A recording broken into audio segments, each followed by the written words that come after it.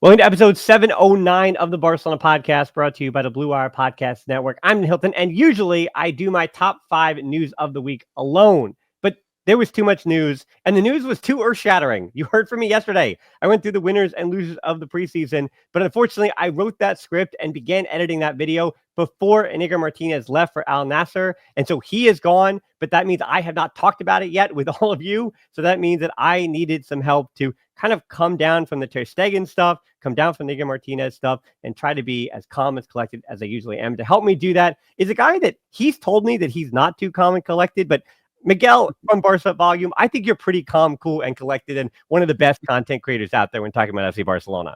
Hey, thank you, Dan. Thank you for having me on your channel, man. Thank you for the opportunity. Dude, every time we can talk about Barcelona, man, you got to be emotional some way, somehow. There's like so many things, like starting with like the Dani Olmo stuff, saga that happened last year, then the Araujo stuff, also like he was leaving, not leaving. And then look, how many things have happened? The Iñigo Martínez, the ter Stegens. I can't wait to talk about all these things, man. Yeah, let's start with Iñigo Martínez. We're going to jump right into the news because it's a little more concrete than the ter Stegen stuff. That is still fluid to the point where I don't want to start our show talking about stuff that might be obsolete by the time that this hits your ears or hits your eyes if you're watching on YouTube. So what we do know is Iñigo Martínez is off to Al Nassr. That is the Saudi Arabian club that, yes, Cristiano Ronaldo, da-da-da-da-da.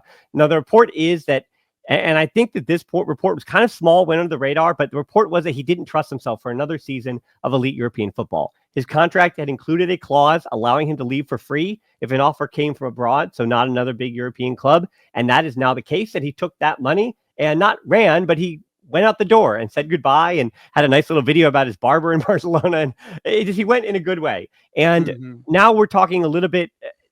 There are two big parts of this. We're talking about the money side of stuff and then his legacy part of it. And the money part is somehow more confusing, yet, again, more straightforward. Talking money, his exit provides Barcelona with a FFP margin of 8.4 mil. He was on 11 million total wages. Since they're still not at 1-to-1, that is why it's a lower number than his total wages. It is not 1-to-1. Again, there's the math there.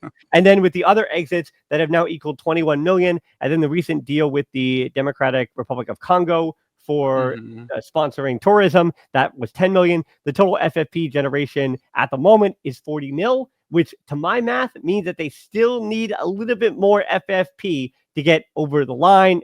Somebody that could help them do that is ter Stegen. We'll talk about that later.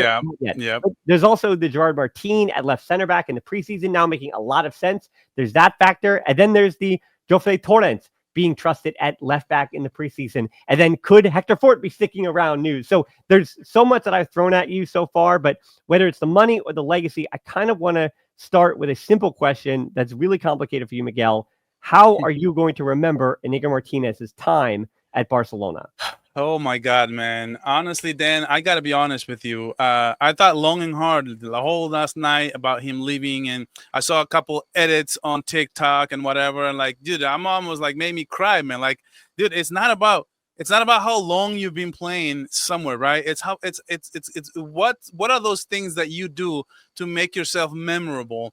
And boy, if somebody has a way of being a let's say that a mold, right? So just be the leader, be that person who people want to look up to. That's Iñigo Martínez. If you want to talk about heart and soul and just warrior, man, such the mentality, dude. I will never forget the slide tackle on Legacies. That's just insane, man. The celebration going like this, the tongue, dude. There's so many things I'm gonna remember. And one of the players, if like somebody ever asked, right, who is the player who has been at Barcelona this much, but means like this much, dude, that is Iñigo Martínez. And I will be remember him, dude, everything that we did last season, in huge part, thanks to him. Nobody played that highline better than him. I am so shocked. I did not want to see. I didn't want to be in this moment right now talking about his departure. I thought he was going to retire at Barcelona. I do remember the Saudi. I remember the Saudi offer. I'm surprised that Barcelona, basically just let him go without making any money. There's even 14 million is like peanuts to these Saudi teams. I think that Barcelona could have done a little bit better job there. But no, man, I don't mind Iñigo Martinez leaving. He's at the end of his career and he wants to make a little bit more money. I'm happy that the club kind of like let him go, doing him a solid. He's also doing Barcelona a solid. I picture him going to Barca and saying, man, you guys need the cap space. I need to go get paid. Why don't we just do this and let's make it work? And at the end of the day, I think that's exactly what happened.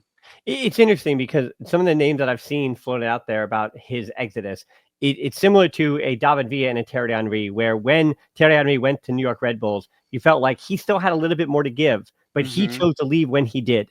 David Villa, the same thing, chooses to go to Atletico Madrid, freeing up salary when he does go. Right. And they left the club on freeze, the same way that Iñigo Martínez is leaving, and that freed up salary at the time. So financially, they were helping the clubs in the timing of their exodus, but you did feel like they still had some meat on the bone. Now, that's my conspiracy theory about Iñigo Martínez, that he might be honest about it. He might already be saying it now, again, when this comes out with additional interviews. But I think he knew more, and maybe this is just me saying this as a fellow 34-year-old. I think he knew more about his body and where he's at in terms of the preparation of European football.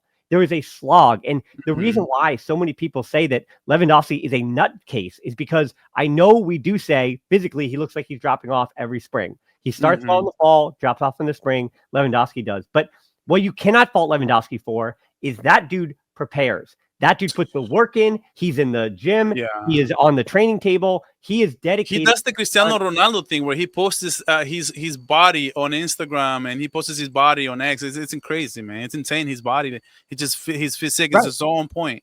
And we're still criticizing Lewandowski for that. And he's also older than Iñigo Martínez. But it's fair for Iñigo Martínez that I made my money. I played at the two biggest clubs in the world. For him, an athletic club in Real Sociedad, not Barcelona. And then he goes to Barcelona for his biggest move, and he wins some trophies. He's a valuable member of that team. And I think he trusted that, hey, I don't have it in me anymore to put the work in to play 50 elite top European football matches this season. So I'm going to take that final big payday to Saudi Arabia, and I'm going to go. And I do think that this was it says a lot about how Iñigo Martínez, when he wanted to go on his own terms, and say, hey, remember me as I was, not how I might be this season. So if you tune into Al Nassr games, I'm just saying you might see a shell of Iñigo Martínez. But again, that's a testament to him knowing when to walk away, which is the most difficult thing for, I mean, we don't know how to do it as content creators, right? Yeah. So for him to be an athlete, it says a lot about that. Now, transitioning to what we've seen from Gerard Martin at left center back in the preseason, and then Christensen not really truly being healthy. Araujo, I talked about Araujo yesterday on the show being a loser in the preseason. So where do you land on Araujo? Where do you land on Christensen? Is it him and Kubarsi? Is that your top center back pairing? And then where's Gerard Martin? I have a hot take. I have a hot take that I'm going to have to make people wait for, but I want to hear what you're thinking about the rest of that center back rotation first. I'm going to be honest then. Honestly, I was saying on my channel a couple of videos ago, when I was looking at the preseason games, I was thinking like, man, people forget how good Christensen is. When we got Christensen from Chelsea, he was a stud, man. His IQ is off the charts. And honestly, I'm looking at Kubarsi and Christensen work together in that preseason game. I know it's just the preseason, but I'm thinking to myself, why isn't Iñigo playing? The way Iñigo finished the season last year, he went down with an injury late in the season when we needed him the most. Unfortunately, right? Such a warrior, but we couldn't have him at the end of that game. And did we need every ounce of him at the end of Inter Milan game. And now nobody knows his body more than him. Now that he's gone, I'm thinking, dude, I love Christensen with Kubarsi working together. Something within my heart still believes in Araujo. I want Araujo to step up, to be focused, to hire maybe not a personal trainer, maybe a mental trainer, because I feel like all he needs is just be focused, be sound. His IQ needs to go high. He needs to take some advice from Christensen, man. He needs to be talking to Christensen like every day, because Christensen, man, he's just a security blanket. That dude, he never makes mistakes. I'm letting all the Real Madrid fans be happy that Iñigo left and that now our backline is a bunch of crap, is what they say, like what they want to say. But at the end of the day, like you and I, then, and people who make content and watch Barcelona every day, we know that our CB room is good. We have Eric Garcia, who actually played the Olympics with Kubarsi with the Spain national team. We have Araujo, who can step up, and he's been underperforming now. Can he go back to that level? Can Hansi Flick bring him back? the jury's still out. He can have a breakout season for all we know. He could be the Rafinha this season who have a breakthrough year and just be back to the top of the CBs, right? He has that kind of potential. And now we have him with Christensen. I'm hoping that he just doesn't get injured, because if not, we're going to have to count on Araujo to step up. And boy, he needs to do it, man. This is it. Well, I'll give you my Gerard Martin hot take, is that I said for all of last season that he isn't good enough to be to be starting in the Champions League semifinal where he was starting, but he also did start there, and maybe that experience is made him better. But I do think that all those people that said, who argued with me when I said he would have started for 12 of the 20 La Liga teams, and people fought me and said, no, this guy stinks. Like, send him into the sun. He's awful. I think all of those people are likely going to eat crow, because the same thing with Eric Garcia. I was one of the last people on Eric Garcia Island, and I can say that with pride, that I was like, that guy was a top prospect. And when Man City gave up on him, he was 21. When Barcelona fans gave up on him, he was 22 and a half years old and playing in a team that under Ronald Koeman that just was not ready for prime time just yet. And look at what Eric Garcia has done, and he's still in his mid-20s. People forget how young he is. Right. People think he's old. He's not. He's getting better. Center backs and goalkeepers, they develop later. So having Eric Garcia be the age he is, Koundé being the age he is, to your point, it really is. Even Ronald Araujo is 26. It's not like he's had the injuries of a player. You'd think that maybe physically his knees are probably more like 30, 31 when you're pushing that hard, or his hamstrings or whatever. But yeah, Gerard Martin is my hot take, that I think he could have a lot of people eating crow, because I think he looked more comfortable as a left center back, which is where he began at youth level. Again, people were not watching Cornea's U16s or whatever. I mean, even I'm not that sick, but he started. To be honest, I personally didn't know that. I'm surprised. And it's no surprise why he played that well then, because he outplayed Araujo on both preseason games playing next to each other. And if anything, I think his issue is his hip speed is not that quick. His recovery speed against that transition is difficult on the wing. But at center back, you only have the opportunity. You either get your hips right or you're wrong, right? Yeah. And so if you can get your hips right, you make that one choice, and he can figure those things out. Like, I think that the foot race is much more tolerable for him playing at center back than it is at left back, which is where I truly had those worries. And he proved in the preseason he can still deliver a really good ball, almost an underrated ball that Gerard Martin can deliver. He's probably better in the final third than Balde is, truly. I mean, on the ball, not necessarily breaking through, which is why Jofre Torrens is likely going to be in the first team now, because that kid is pretty good on the ball. He's pretty good at dribbling. He's pretty good at defending. He's got a first team ready height and body. So I'm excited for Jofre Torrens, which we'll get to him in a second, because our second headline today, piece of news, is ter Stegen. Well, I almost need to get a glass of water here, because since we last spoke, he has been stripped of the captaincy. It looked like he was not going to sign the paper to have the medical doctors at Barcelona, who said that his injury was going to be 4 months, when his doctor, the guy who did the surgery, said it was going to be 3 months or less, and he could be back to fight for his spot as the first captain in the net for Barcelona, for the club that he has led and wants to be the starter for. Apparently, the Barcelona doctors disagreed with his doctor, as we knew that the Barcelona doctors likely were going to this whole time, so that they could register Juan Garcia. And ter Stegen, it sounded like even 48 hours ago from his camp that he was doing it to spite the club. You were questioning where those kind of reports were coming from. And then it seemed like today he did capitulate, came out with a statement. I just want to read this part here. At no point could I consider that my unfortunate circumstances with the new surgery I had to undergo would be necessary for the registration of other colleagues, whom I greatly respect and look forward to sharing a locker room with for many reasons, or many seasons. I am fully willing to collaborate with the club's management to resolve this matter and to provide the requested authorization. And I am so puzzled at that statement, because it feels like it came too late. Like, if he had said that 3 days ago, it's one thing, but I also think it feels like he was a bit bullied. He was a bit capitulating to what became public sentiment, because again, the hate in the comments, I mean, you read them too, the hate in the comments, the backlash to feeling like ter Stegen did not have the club's best interest in heart, but also, does the club have ter Stegen's best interest in heart, where the guy, his doctor is saying you're going to be out for 2 to 3 months, and the club is saying, no, you're not. We replace you. So please sit on that training room table and let us kick you, not have you ride off into the sunset as a club legend, but we're going to kick you to the curb because we already got your replacement. Sorry, not sorry. Yeah, It's exactly. so tough. No, dude. I honestly, this whole ter Stegen thing, it's so crazy to me. There's always something with our club, man. I mean, as content creators, that's probably good for content. But man, I wish our front office was a little bit more buttoned up, because I think both sides handle this poorly. I think that there's somebody, I wish somebody within the office, whether that was Deco, Bojan, Laporta, because ultimately it was Laporta, I guess, who convinced him to sign that paperwork and to give him back the captain band, and to have him number one and speak at the Joan Gamper. I think somebody should have sat him down and kind of like do this in a much better way. I don't think we would have been here now. Now I wish ter Stegen never would have done this, because I always had him as a legend of the club. I'm like, he helped us win a treble. He's been at the club for more than 10 years, more than a decade. He's also helped the club during the pandemic, restructure his deal. I'm like, dude, he's a legend, man. Like, he's been with us for a long time. I know some people say it is, some people say it's not. No, we can agree to disagree then. But at the end of the day, I wish ter Stegen didn't handle it like this, and I wish the club also didn't handle it like that. At the end of the day, like, I feel that that ter Stegen kind of hurt his reputation, and now it looks like he's just taking it back.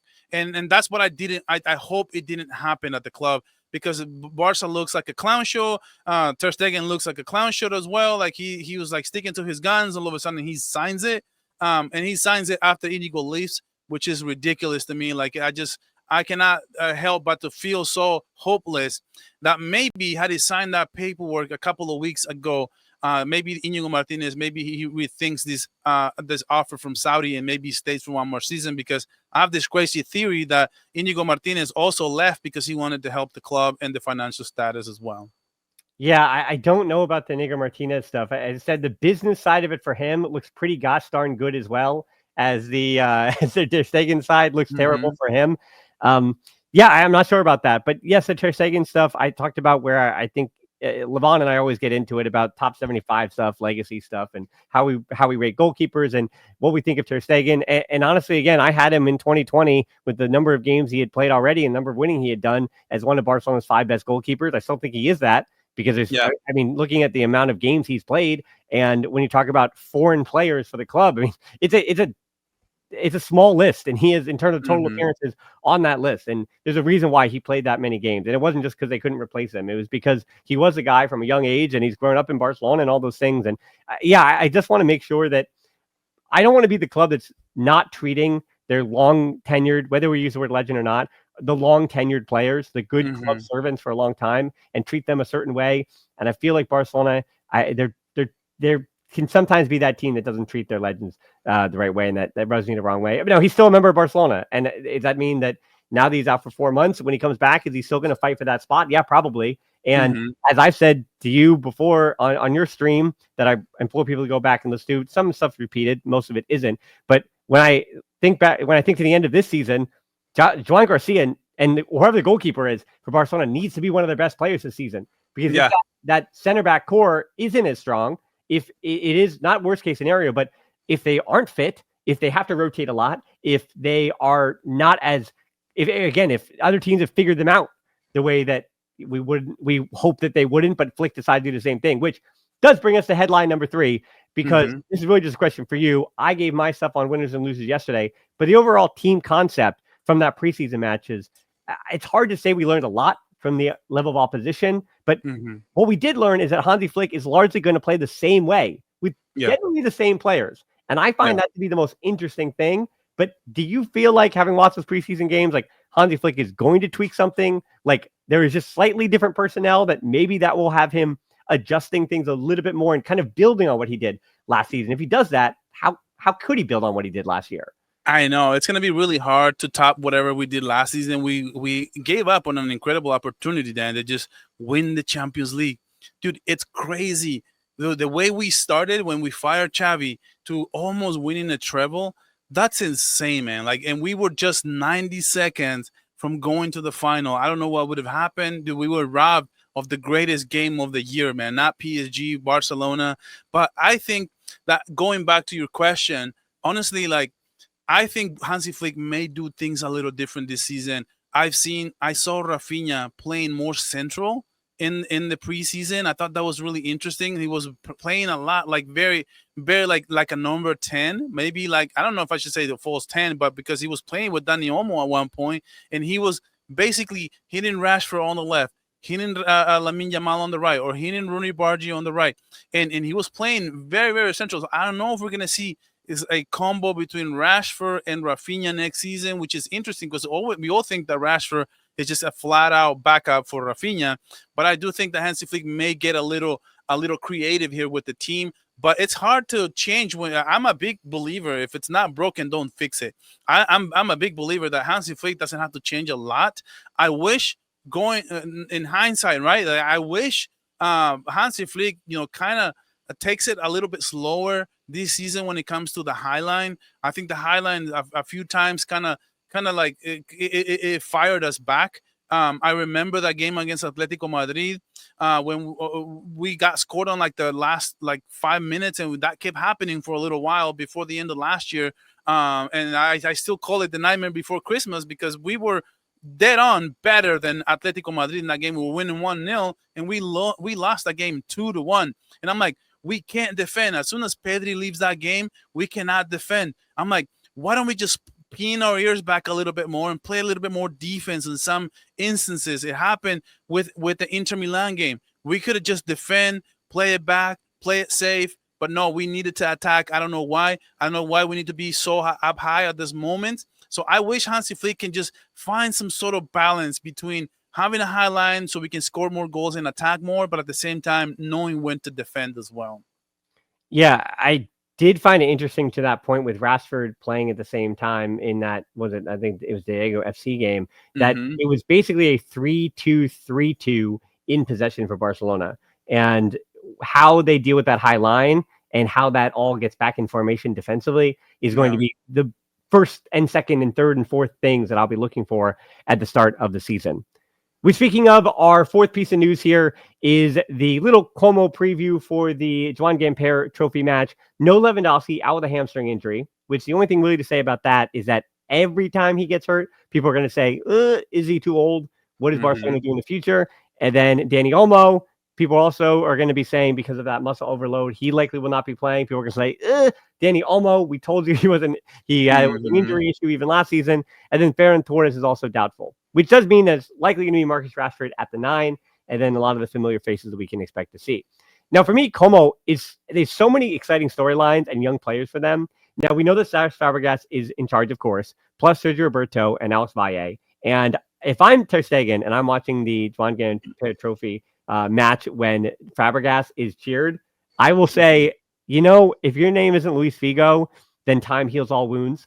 Because, again, Fabregas was not beloved when he left. Sergio Roberto certainly was not beloved when he left. Now, the Catalans do get a little more love than the foreign players. That is just a fact. It happened at FC Barcelona, a Catalan club. But he will see those two very, very, very, very likely get cheered for being a part of a lot of winning that those two were a part of. So it'll be fun to see them come back. And then there's so many really interesting either young players or players that used to be really top prospects for other clubs. So it does remind me, and I use the same comparison on your stream. It reminds me of those NBA teams who draft top high school prospects who kind of fizzled out in college, or were okay in college, but were like top 10 high school guys, saying that, all right, well, if they were touring around the other top prospects in high school, then a lot of people must have said something about them even 2 years ago. So maybe there's something. And that list is Nico Potts, Assane Diao. Well, he hasn't really kicked off yet. He from Real Betis straight to Como. That kid's a real deal.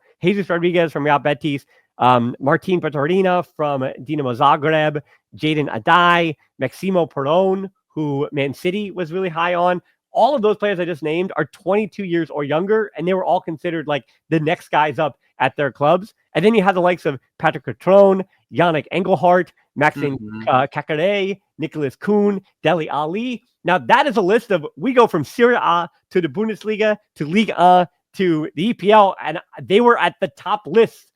We're talking, for some of them, again, Patrick Catron, we're talking 6, 7, 8 years ago, but they were top of the list of the next big stars of the respective national teams and the clubs they were at. So Como to me is so interesting.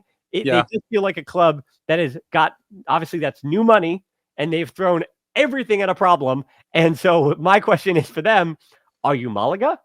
Or are you, what is a better example? I mean, I guess Aston Villa under their new management, would that be a better example maybe? Or Brighton? Yeah, Pellegrini, right? Brighton, No, it's actually Unai Emery. Right. Right. Yeah. Yeah, no, I'm excited, man. I'm so happy for Como. They have a great team, like you mentioned it. Like they have, I don't know why. By the way, why isn't Real Madrid getting Nico Paz back? I mean, that kid looked really good. Last time I watched him, he was playing extremely well. They need a creative midfielder. I think Nico Paz can bring that. I'm not sure why they're not doing that, but I hope they don't. I think this is going to be a great. If I'm Nico Potts 4 years ago, I'm stepping like 15 feet backwards or 15 yards backwards on the field, and now I'm starting because they still don't have a controller. They still never replaced Toni Kroos. Then Nico Potts, unfortunately for him, he plays 15 yards too far forward. Oopsies. Yeah, but these players that got injured, unfortunately, Lewandowski, right? But that opens up other opportunities for the team. And this game, even though it's the Joan Gamper, it's basically like a Barcelona invitational. But it opens up opportunities. Man, I don't mind the fact that Dani Olmo isn't going to be playing right now. I want Dani Olmo starting the first game against Mallorca. So I'd rather not have him start this game, and I'd rather us play maybe Fermin. See what Fermin can do in the game against Como. See what maybe Rashford can do as a number 9 again on a game that it's a little bit tougher, a little bit more difficult, a game that's a little bit more important. See what maybe Rooney Bargi can do in the second half. Maybe have Lamine Yamal play in the first half, Rooney Bargi in the second half. I'm very excited for Jeffrey Torrens, man. I'm almost wish that he would start this game just so that I can see a little bit more sample size of what Jeffrey Torrens can do on the left back position, man. But overall, I mean, Barcelona should be able to handle this game. I don't think there should be any problem. But this game will just be fun. I think it's just going to be it's a game for the fans to just have fun and actually watch the team that's actually be competing for the 2025-2026 season, man. I can't wait. Well, our fifth headline is, speaking of those kids, the kids are sticking around. It does appear that Hansi Flick has kept them in first-team training. The group that went in Joe Fernandez, in Jofre Torrens, in Tony Fernandez, in Guy Fernandez. And certainly there will not be time for all of them. But now with that center back depth, again, basically missing a player and not being able to replace him, not knowing if Marcus Rashford is going to be registered. You feel like he is, but God forbid, what if he isn't? Now here's Joe Fernandez and Tony Fernandez for at least 3 weeks. Hey, kids, you need to have some fun coming off that bench and give us some offensive product if Ferran Torres and Lewandowski are out. And I did find it really telling that, probably drummed up by the agent, but Atletico Madrid center back prospect Geronimo Spina. He's a right-footed 20-year-old center back who signed for Atleti in 2023 from Estudiantes in Argentina. He played for their B team last season, made just one appearance on the first team bench. He's right-footed, plays on the left side, and was linked to Barcelona today. And I find that pretty surprising because as we kind of talk about these kids, I think Flick would definitely go with the other 3 right-footed center backs first at left back, or left center back, I'd say, then Gerard Martin, then Eric Garcia, then Koundé, then maybe even Balde. And Spina sounds like a signing for the reserves, if anything. So just don't get caught up in that. And then I also think having watched one or two Atletico Madrid matches last season, I mean, Alvaro Cortez, Andres Cuenca, or even Landy Frey, who I've said many, many times, gone on limbs that he's still a little bit raw because he's dealt with some injuries in the academy, but he's the same group as Marc Bernal and Lamine Yamal, and that kid he was just as good of a prospect back then, going back to the idea of prospects, and I still believe in that kid too, and he is ambidextrous as they come, and I think all those players have higher potential than Spina. So I don't even know how he gets on the Barca Athletic center back depth chart. I just want to tell people, we're deeper than people think. Yeah. That's why I'm looking at Real Madrid fans who are basically celebrating that Iñigo Martínez left. And yeah, we lost a warrior. Now, don't make any mistake about it. But dude, we are stacked. I mean, we have this team is deep, man. Like you mentioned it. Like even Araujo, Christensen, we have Kubarsi, we have Eddie Garcia. When has Eddie Garcia ever had a bad game? Really? Like the last year was incredible. Don't watch games with back in the Ronald Koeman days. But if you ignore those games and we're just talking about Hansi Flick, we're talking about a very mature, good player. Yes. Yeah. And that's what I mean. So like at the end of the day, I'm not too worried about losing Iñigo Martinez particularly. I was actually thinking yesterday, right? The silver lining was that at least he was going to open up like 14 million in cap space. That was going to help, registering Rashford. And now with this whole ter Stegen thing, now we should be able to be back on the 1-1 rule, right? Don't you think?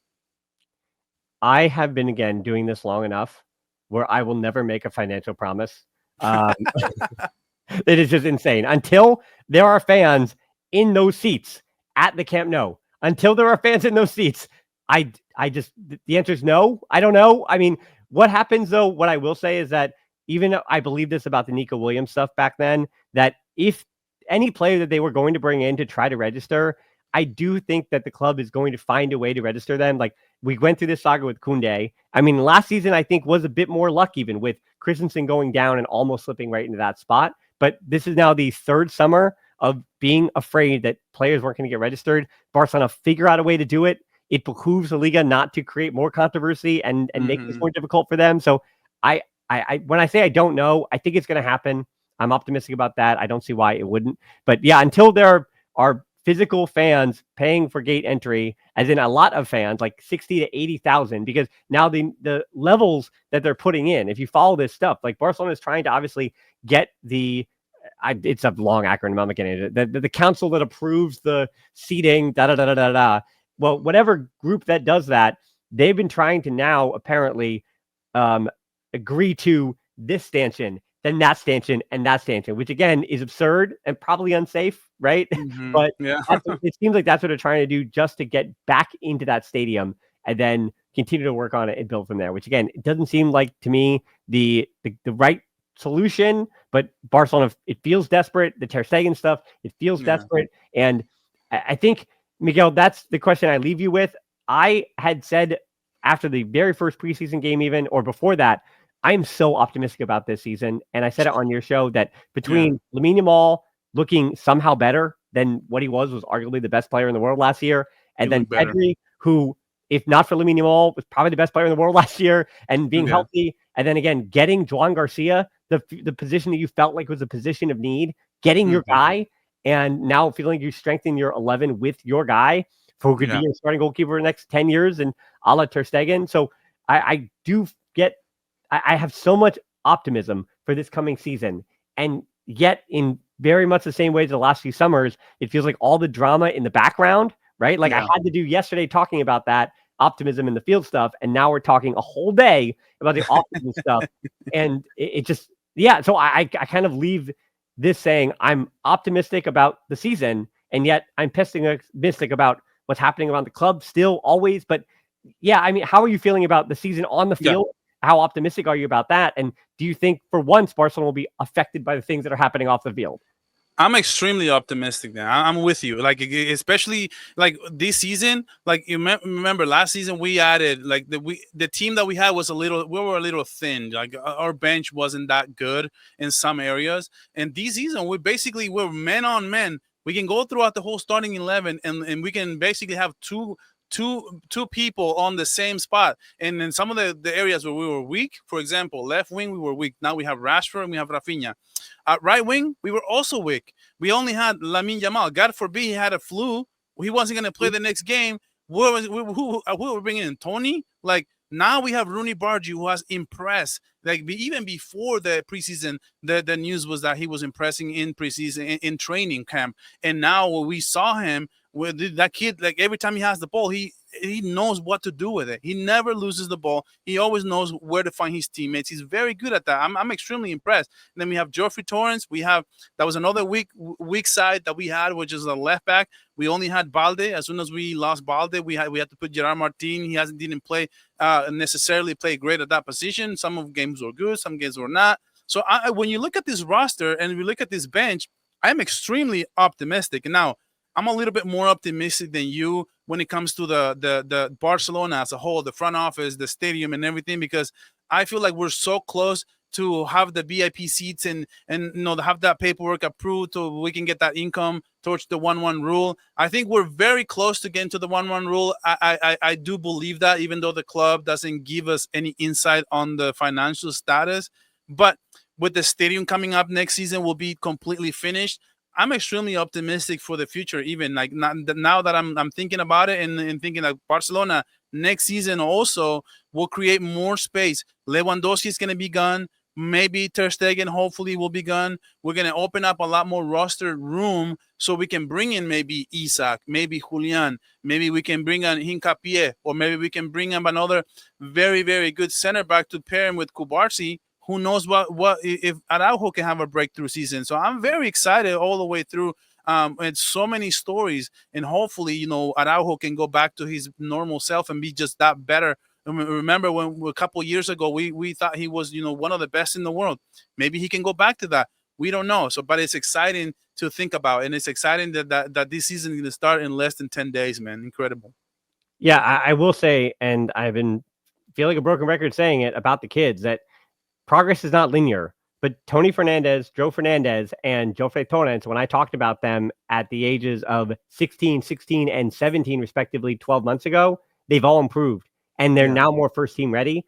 And that's a gosh darn good thing for Barcelona, because, again, it's a beautiful thing when Barcelona need La Masia and La Masia is ready. And those the confluence of those two things are just, it's special. And it's, I think, one of the main top, if I had to say, give a top two reason why I love the club, it might be in the top two for me about why, again, I just enjoy this club. Watching, again, the kids coming from La Masia are just watching them be ready and get ready and be prepared to make those impacts that we know that these, all the names that we're talking about are really, really special. So I look forward to seeing them again against Como, which is, by the time you're seeing or listening to this, is probably less than 24 hours from now. I will have that watch along on Big Up. So again, it's bigup.com. You can become a member for free, sit in with me, ask me questions. You can actually hit the little button that says, I want to talk to them on audio. People usually don't take advantage of that. So yeah, I don't get yelled at enough in my personal life. Believe it or not. Well, actually, no, this entire podcast, my puppy's been absolutely gnawing at me and yelling at me. Never mind. Don't just come in and talk to me on audio. Don't yell at me. So yeah, be nice to me. But please join on bigup.com. I really appreciate all the people that have been subscribing on YouTube. I went from 24,000 or something last week to almost 35,000, 36,000 today. Wow. That's incredible. Again, it's why I keep doing this. And you be patient, you're patient, and you work out. And speaking of patience, you just started doing this in January, but I hope that you don't have to be as patient as I am, Miguel. Where can people find you? Yeah, people just go to Barca Volume on YouTube. I started this journey mid-season with Barca, so that's another reason why I'm so excited for next season, because I get to cover the team on YouTube this whole season, one full season. I haven't had it, but right now I'm extremely happy with my channel. So if you guys can go subscribe, I got post-game shows. And my goal this season is to have a post-game show after every Barcelona game. So after the Como game, I will have a post-game show on my channel as well. That's perfect timing. You can, again, watch me on Big Up for the watch along, then go over to his channel for the post game show. And then after I've taken the time, taken a breath, maybe even, again, just relax from being on camera, I'll have my 5 headlines a few hours after, as I always do for every match this season. And it's as tolerable as I can try to be. So again, I will miss some. We'll see what happens, but I'll always keep you updated here. So as always, until next time, Sports Barca.